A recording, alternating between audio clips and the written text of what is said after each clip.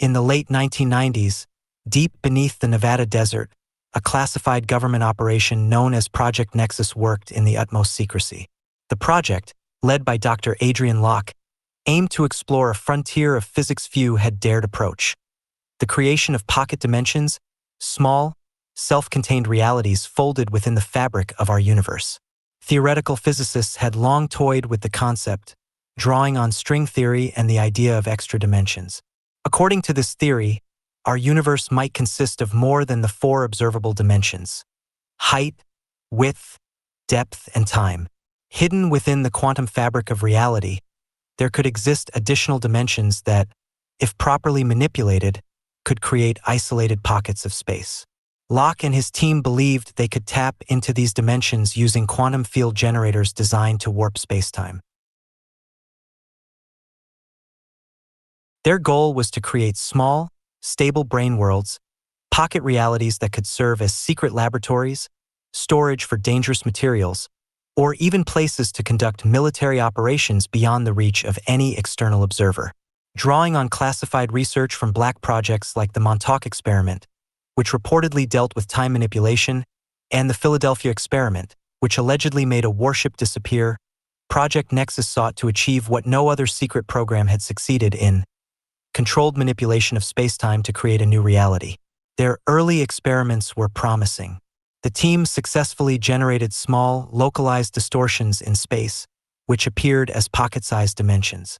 These brain worlds existed independently of the main universe, completely hidden from view and inaccessible through conventional means. With each test, they inched closer to their goal. However, their ambition to expand these dimensions, to create a space large enough to physically enter, proved to be their undoing. The fateful experiment took place on the night of October 21, 1998. Locke and his team initiated their quantum field generator to open a larger, stable pocket dimension, hoping to create an explorable reality. As the machine hummed to life, the dimensional field began to grow as expected. But within moments, something went wrong. The field expanded too quickly, destabilizing and tearing open not just the pocket dimension but the very fabric of reality itself. The thin barrier between their universe and countless others began to fray. Within seconds, the entire underground facility was consumed. In a flash, Locke and his team were transported into an eerie, distorted space, a place that would later become known as the Backrooms. When Locke regained consciousness, he found himself in an environment that seemed strangely familiar but horribly wrong. The walls around him were lined with peeling yellow wallpaper. The air smelled damp, and the carpet squished beneath his feet. Fluorescent lights buzzed overhead, flickering intermittently. It looked like a decayed, warped version of the office complex they had built beneath the desert. But as Locke wandered the hallways, it became clear that this was no longer his world. The corridors stretched endlessly in every direction, forming a nonsensical labyrinth of rooms and hallways that bent and twisted impossibly. Familiar rooms and offices were replicated and stretched into infinity, their architecture broken, with walls at impossible angles and doors that opened into voids or simply led back to the same hallways. The sterile, clinical design of the original facility had been twisted into something nightmarish, something that defied all logic. Locke realized, with growing horror, that the entire facility, the labs, offices, corridors, and all the equipment, had been absorbed into this new dimension. The backrooms weren't just an isolated space. They were a distorted, infinite reflection of the facility itself. The once familiar environment had become a sprawling, parasitic dimension that seemed to have no end. It didn't take long for Locke to realize that the tear in reality wasn't confined to this one place. The experiment had weakened the boundaries between dimensions. The backrooms, as he came to understand them, were a liminal space, a boundary realm that existed between all realities. From this point on, the backrooms began to bleed into other dimensions, creating weak points where the fabric of spacetime was fragile. Through these weak points, creatures from alternate realities, beings with no stable form in our world, began to clip into the backrooms, drawn by the dimensional instability.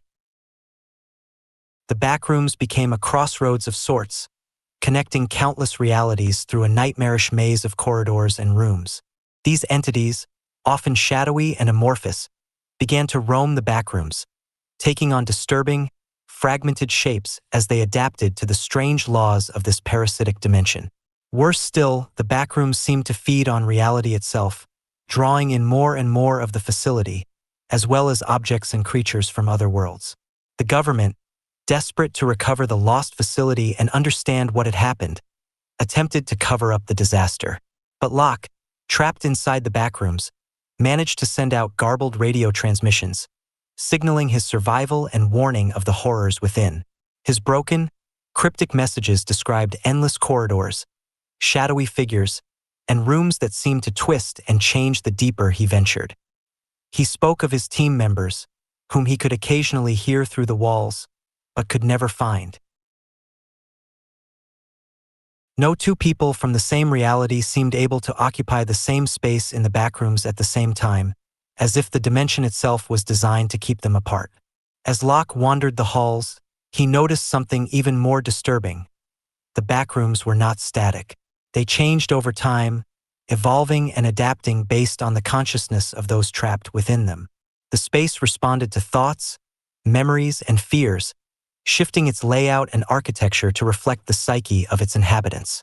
The deeper Locke explored, the more the space seemed to feed off his mental state, twisting itself into an even more chaotic, unsettling version of the facility he once knew.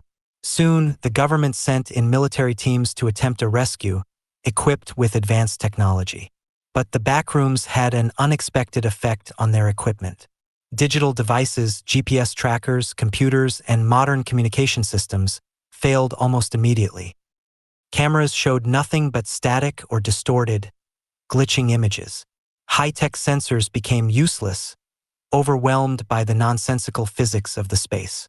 Soldiers reported that their digital wristwatches would stop working, and their high-tech communications would often go silent. However, it was discovered that analog devices worked far better. VHS camcorders, tape recorders, and even old cine film cameras were able to capture footage of the backrooms.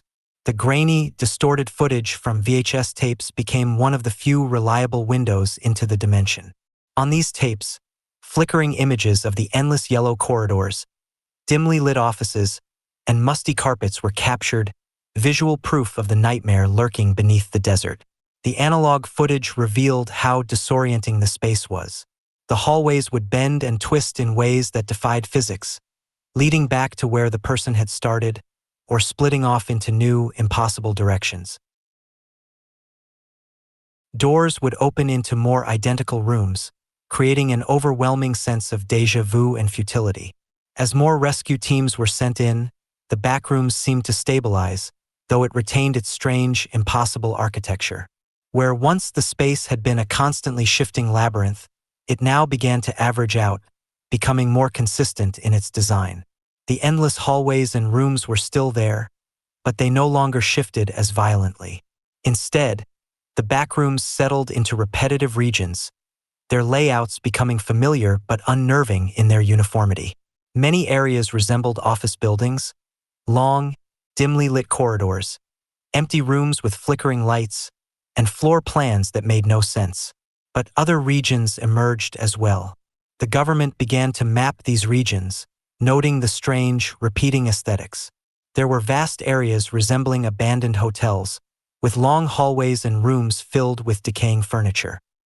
Some regions looked like massive warehouses, filled with shelves stacked with forgotten objects.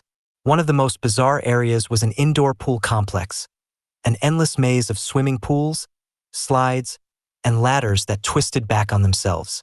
In this area, explorers reported pools that looped infinitely, with slides that returned you to the same point where you started. These regions, though varied, seemed to follow the same disorienting rules. As the government attempted to catalog these zones, they realized that the backrooms were far more complex than they had originally thought. It was not just a single parasitic dimension, it was an evolving, sentient entity. The backrooms seemed to respond to the people within it, warping its layout to confuse, isolate, and trap its inhabitants. The walls themselves seemed to shift in response to human thought, bending to fulfill some unknown dark agenda. Rescue missions quickly became treacherous. Teams that entered together were almost immediately separated. The backrooms had a strange, cruel law. No two people could occupy the same space at the same time. The halls would bend and warp, making sure that anyone who ventured in would be alone. Soldiers reported hearing the voices of their comrades, but upon turning a corner or entering a new room, they would find themselves alone once again. Communication devices failed to keep them connected, and time itself seemed to behave erratically. The backrooms fed on their minds, twisting into something even more disturbing and personal. The backrooms weren't just a place, they were an entity with an intelligence beyond human comprehension.